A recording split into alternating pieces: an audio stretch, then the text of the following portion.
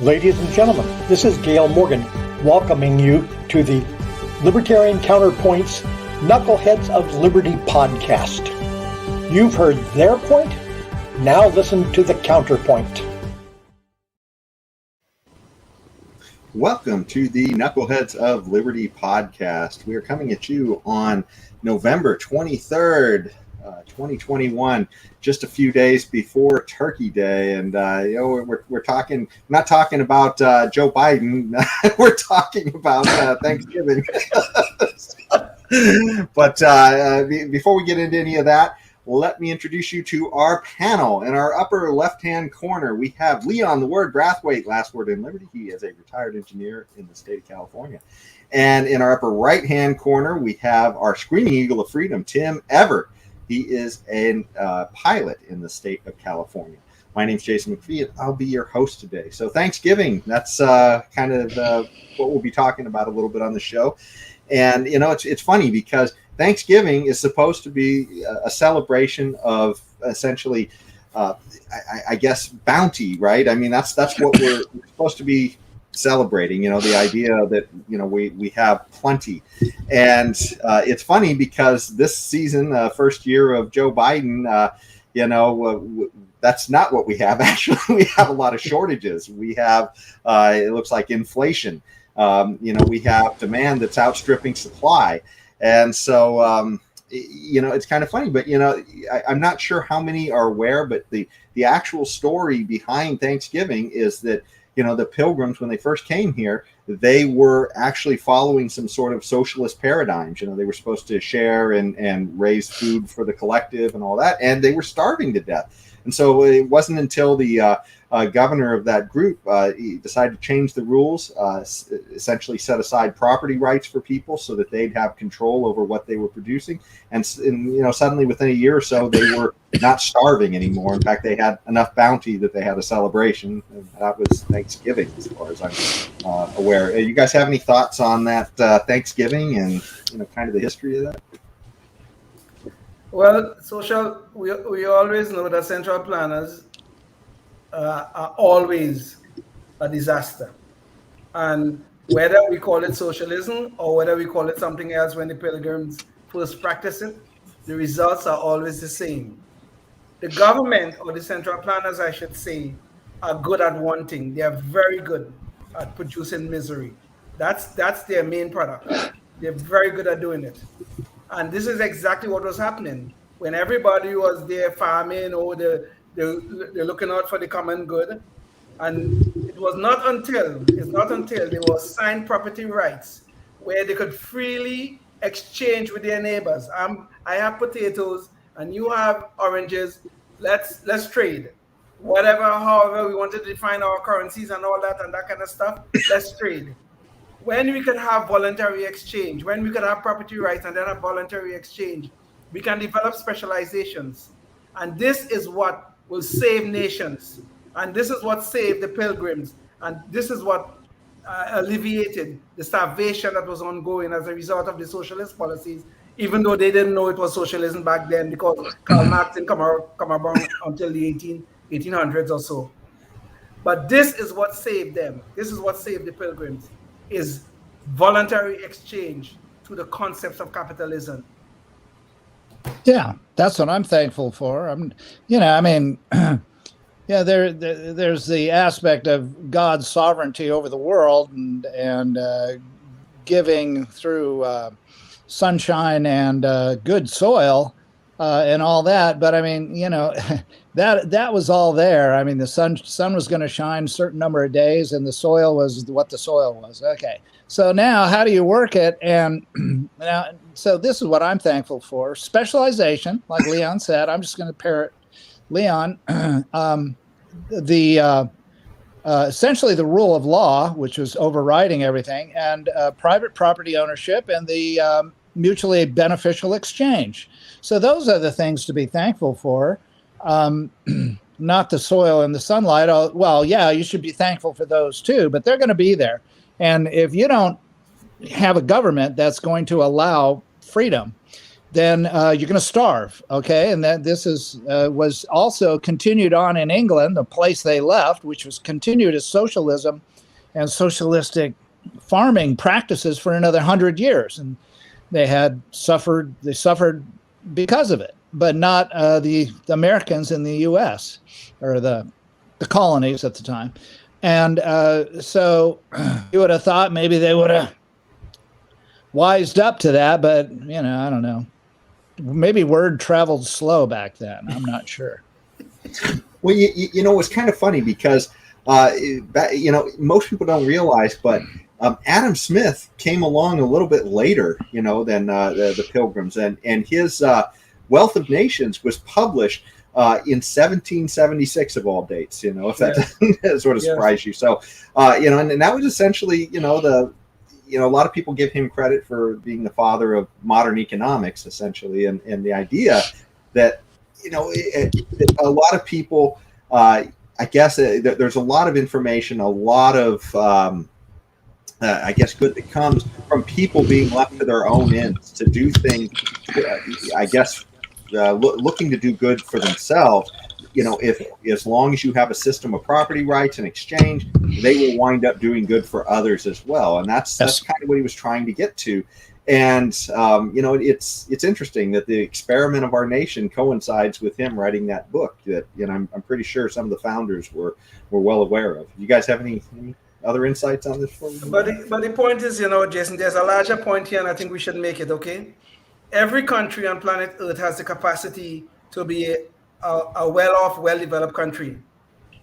What happens is the central planners totally subdue the people, they crush the spirits, they crush incentives. People so available. Oh, you're freezing out, Leon. Looks like you were freezing out, Leon. Try again. Okay. So, in every country in the world, there are human beings, there's land, there are trees, there are all kinds of resources available. But if only it could be used. I once went to Africa and I saw some of the most fertile soil, I think, in the world. That was in Ethiopia. If there's a particular valley, I don't remember its name. You see some of the most fertile soil. I kid you not. But yet, look at any economic measure of the countries in the world, and Ethiopia is almost at the bottom, if not at the bottom, near to the bottom. Why? Because the central planners come along and people don't have incentives to farm that soil and feed themselves. And this is exactly what happened to the Pilgrims. Central planning always produce one thing and one thing only: misery. Now. Yeah. Well, it's interesting too. You mentioned that all these places, they have certain things, certain resources, people, and these are all things that are relatively in common. But it's funny. That was one of the examples Milton Friedman used to use is Singapore, or not Singapore, excuse me, Hong Kong, rather. And it's something he features in his series Free to Choose, which I highly recommend as far as a way to sort of catch on to some of these economic ideas of liberty. But he talks about it. I mean, essentially, Hong Kong actually had almost no natural resources other than the fact that it was a natural port, and so, he had all these people living there, and they were essentially left free to exchange and trade. And that's how they developed such a high standard of living there compared to so many other places in the world. And why they led and China lagged behind them for so long, and it's because they were allowed to be free to figure things out for themselves, and they wound up having quite a bit of bounty and wealth derived because of that. Indeed, and in Hong Kong now, the Chinese and their communist ways are now have taken over Hong Kong. Well, the British gave up Hong Kong in 1997, and the communists had promised, well, we'll have one country but two systems. Well, that didn't last too long. They are now taking over Hong Kong, and they're going to drive Hong Kong into the ground. They get them to be within the rubrics of the Chinese way. Now I know China have been making up a lot of strides in terms of opening up the economy economically, but they are not doing so politically. In order for any country or any jurisdiction to reach its fullest potential economically, and really and truly, they have to have three things in place. Number one, they must have free economics in work in terms of voluntary exchange and incentives at work. Number two, and that involves property rights also. Number two, they must have political freedoms. And number three, they must have spiritual freedoms. I mean, I know some of you guys may disagree with that. But any country in the world where you see those three things in place, you see a developed nation. If they are not in place, you see poverty. Period. Well, the one thing I heard in common with all those, I think, was freedom. So it all sounds pretty good to freedom, me. Yes, right. I was just breaking down the freedoms.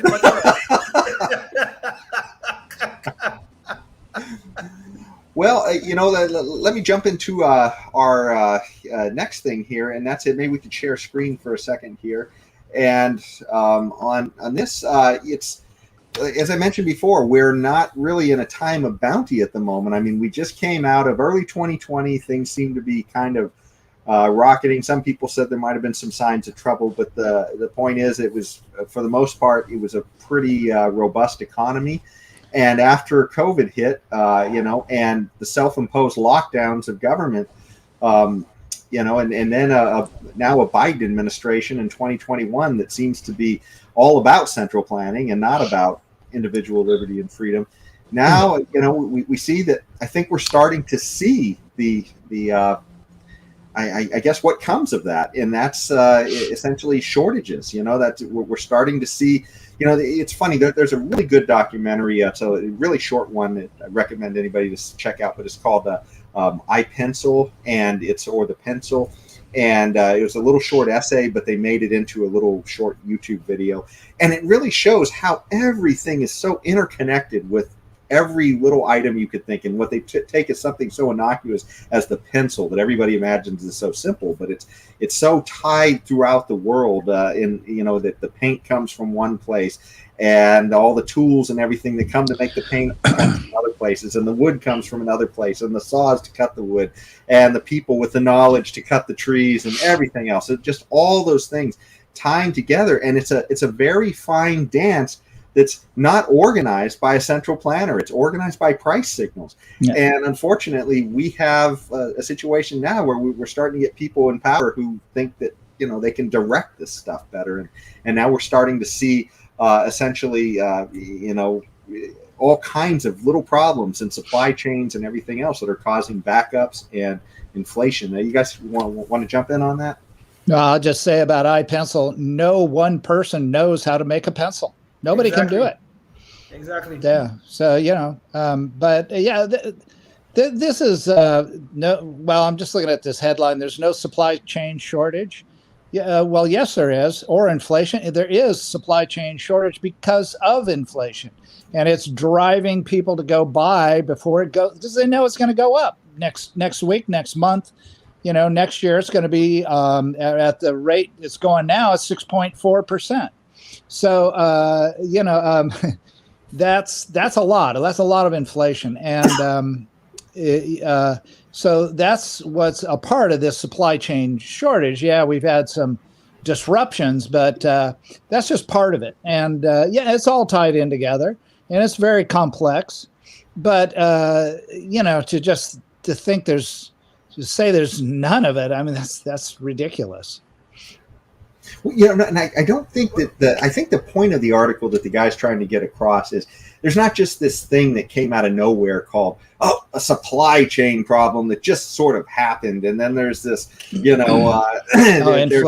inflation thing. Oh my God, where did that come? Where did that come from? It's all because the free market. It just and now the prices are going up because of the free market. Oh my God, what caused that? Oh, exactly. But I think he's trying to it's the central planning. I mean, it's literally the distortions of government coming in and messing with those price signals, because they don't kind of like one thing that we're doing here. They don't like another thing we're doing here, and they think maybe this area needs a little help in that area. And pretty soon they put out of whack all of those those organic connections that happen throughout the world to make something as simple as a pencil come together. Well, it's making everything that we have come together, and we can see those ships all backing up because all of these little things are being, tweaked by these central planners, and they just really are full of themselves and are giving us some trouble. Yeah, including central planning from the central bank. Yeah, and true. Right, central plan from central bank is causing inflation. You're absolutely right about that. And I totally agree with this, all this quantitative easing that's been going on for the longest while. But the fact of the matter is, in a relatively free economy, though, you cannot have shortages because prices will always rise to clear the market. But these people now have so caused all the little central planning tweaks. They want to tweak this, just like you said, Jason. They want to tweak that. They send out all of these distortions into the marketplace, and voila, we have shortages. Yeah. We only have shortages that are created by the central planners. Like I said, they always create misery. That's what they're doing. When this image that we're showing here, this is just showing some of the backup of cargo ships taken from way high up there. I don't know. You recognize this, Tim, when you're flying around? Yeah, it would help. It would help to have more of the shoreline, but I read that it's L.A. Yeah, there you go. Okay. Yeah, that's it. LA. Yeah. And so, anyways, this particular story is about a particular central planner, Pete Buttigieg, and he is our Secretary of Transportation. Not quite sure why we need a Secretary of Transportation, but he's it regardless. And apparently during this whole supply chain backup, he decided he'd be gone for a few months on maternity or paternity leave. I think it's paternity leave. Okay. Yes. And so he's gone for 2 months, and apparently nobody really noticed. But it just sort of brings into play, I mean, what are these guys doing? And are they they're sitting around pulling a lot of strings on the economy, and I don't know. It's you guys have any thoughts on this? I always say the same thing. I wish they would just be gone 12 months out of the year and not do a damn thing. And we could just pay them. We'd be better off if we just paid them their stupid salary, as bloated as it may be, and then they did nothing. We'd be better off if they would just all be on permanent vacation and never do a damn thing. They could go on a permanent maternity leave, and we'd be just fine. We'd be better off. But this should be a lesson for us. The Secretary of Transportation is gone for 2 months. Nobody is running, and there was no, as far as I understood, nobody was running the Department of Transportation, which is fine. But, we were just fine. We didn't even notice. I didn't even know he was gone. And I'm a guy who's supposed to be well-read and keep up on the news. I didn't even know he was gone. Yeah, but that's why the ships are out there parked in the ocean, is because he was gone. They just went to a dead stop. Oh my God, Pete's not around. Oh, I guess we better anchor offshore here. Okay, and just let the wind push us. We'll just line up with the wind. Yeah, I kind of suspect whether he was there or not, it wouldn't have made much difference. but gosh darn it, I had something on the tip of my tongue and I forgot what it is. Well, let's jump to good guys with guns. You got that? Good guys with guns. Something to be thankful for. Something to be thankful for, indeed. Yeah, once in a while. Okay, a would-be burglar is fighting for his life. Okay, this was the original headline. After being shot overnight, this happened around 1 a.m. Friday morning on the 200 block of Nowhere Street in South Toledo. Toledo police tell us that the man tried to burglarize a home that was occupied. He made it through the front door and was met with force when a female resident fired at him, hitting him multiple times. That man then stumbled away and fell onto the front lawn, where he was found by medics. Life-saving procedures were being done on the man, and he was being put into the life squad. I guess that's the another word for an ambulance. Yeah. He was rushed to a hospital with critical injuries. We are told that he did have a pulse. The woman who fired the gun was taken in for questioning in standard protocol. We are also told that there were several children inside the home when the man entered. Nobody else was injured. The man's identity was not known by Toledo police as of Friday morning. This happened back in October. According to the incident report, more than one occupant of the house fired at the intruder. More than one, okay, and a male and female were listed as occupants of the house who were involved. The intruder's injuries were described as life-threatening. Update, the alleged burglar from August 20th, this was August of this year, was pronounced dead 8 days later, August 28th, after being hospitalized due to gunshot wounds. Ooh, boy, that must have been a bad death. The Lucas County Coroner's Office performed an autopsy on the alleged burglar and found the cause of death of 34-year-old Devin Brackett to be from multiple gunshot wounds. Oh, my God, who would have thought? The manner of Brackett's death is now ruled as a homicide. Doesn't say anything about the lady, but being charged or not, but I'm going to assume that it's going to be ruled justifiable. There you go. So this is a good gals with a gun then. Good gal. A good gal. Well, apparently more than one, the guy and the gal were shooting at the poor guy. Yeah. Who knows? Well, at least he learned his lesson, and probably he will apply it in his next life. His next life, yes, hopefully. Yes. Now, if the media were reporting this, I guess the cause of death would be racism. Yes, and depending, it doesn't matter what your race is. A white could shoot white people. They're still racist. It doesn't matter. You can't win on that regard. Yeah. Well, now that we're through that, and we're all thankful for that those good people with guns right there. Let's jump to our Knucklehead Noise Patrol first, because we want to take a little bit of time at the end of the show to give thanks a little bit. So let's jump to the Knucklehead Noise Patrol. So if we could pull up the image on the screen here real quick. So this particular knucklehead this week comes right from the Biden administration, as per usual, and it's related to a lot of what we've been talking about today. Recently, this was actually back in October, but it's highly related.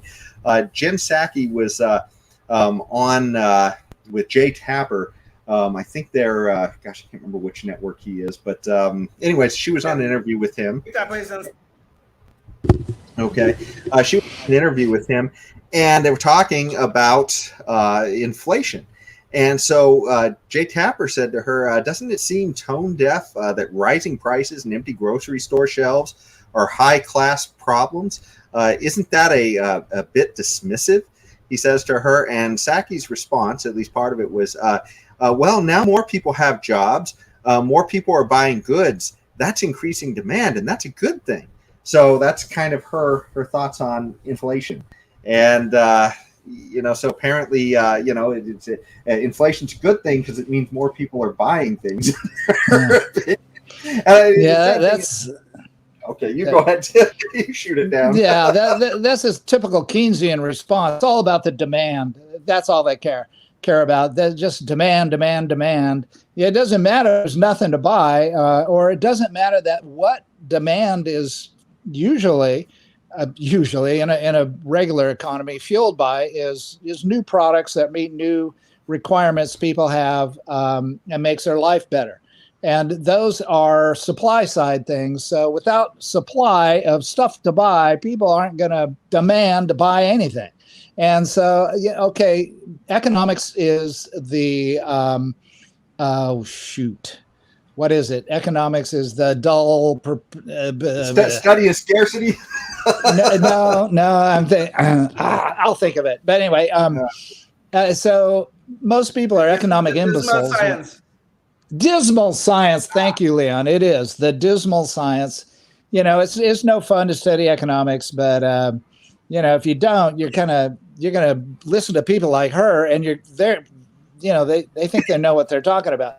But yeah, the inflation's so high, the demand is high. No kidding, Sherlock. Seriously, you came up with that one. Okay, so people are. Wait a minute. Let me get this straight. Now, people are trading constantly depreciating fiat currency for goods and services that they figure are more valuable and are looking as though they're going to become more expensive as time goes on. Really. In other words, people are moving out of cash and currency and credit. Basically, they're buying stuff. No kidding, really. And I wonder why. Oh, is it because the value of the currency is dwindling and going down and they want to get rid of dwindling value? No, really. And I mean, seriously, this person's a complete imbecile. And just demand is just up. Oh, just it's like inflation and the other the shortages. Demand is up. I don't know why. It's a free market. That's why demand is so high. I mean, don't you know? People aren't savings. I mean, during COVID, saving went up to 25%. On average, people were saving 25% of their income, of their or either their income or their net value. I can't remember which, but now it's in the tank again as people get why? Oh, they're getting rid of their savings. Again, no kidding. The savings is going, the value of the savings is going down, so they're getting rid of it. Go ahead, Leon. I took too much time. No, well, I'll be short. We have to forgive Jen Psaki, okay?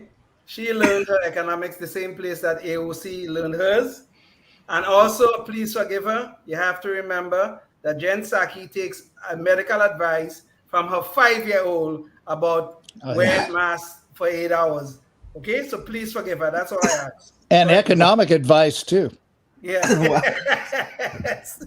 Well, I think now it's about time. We have a few minutes, and because it's coming up on Thanksgiving, so it's time to give some thanks. And I tell you, I would give some thanks if we had a little bit of supply to go with all this demand. I would help us a little bit, but as we don't, I have to think about something else.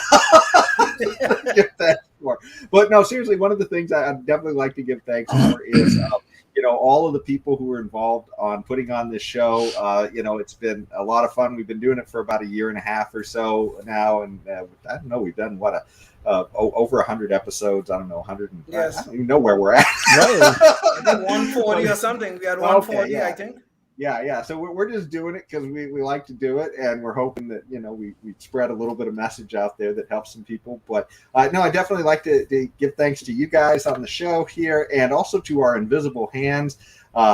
James Just is always out there to helping us out, and Gail Morgan is our backup invisible hand. So I'd like to give him a shout out too, and everybody else who's involved with the help on this show. So thanks so much, and kick it off to you guys. Well, okay, we'll give Leon the last word. I echo those sentiments about the show, the people. We have created a supply of Knucklehead podcasts. Now we just need to get a little more demand for our supply, existing supply. That's all we have to do. But I'm thankful on a personal basis that I survived COVID and I got really sick. Hospitalized 3 days, but who was counting, right? Who even noticed?